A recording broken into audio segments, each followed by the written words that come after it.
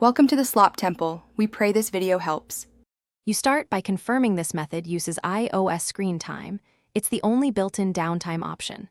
Once you open settings and tap screen time, enable it now. If it's a shared device, choose this is my iPhone or this is my child's iPhone appropriately. That choice determines controls. Make sure you set or remember a screen time passcode. It prevents casual changes.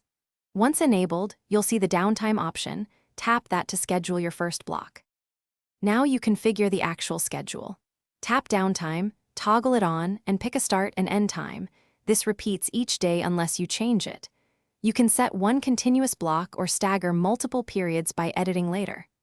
Once done, move to always allowed to let critical apps like phone and maps bypass downtime. Tap the green plus to add them.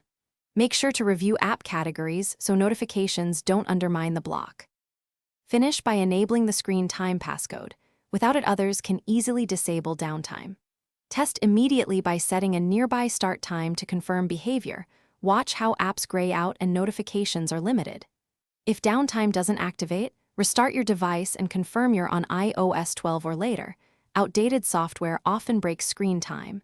If the passcode isn't accepted, try resetting it from your Apple ID settings. Once everything works, you're done and your phone enforces the scheduled break. Thanks for watching. Consider subscribing if we helped you.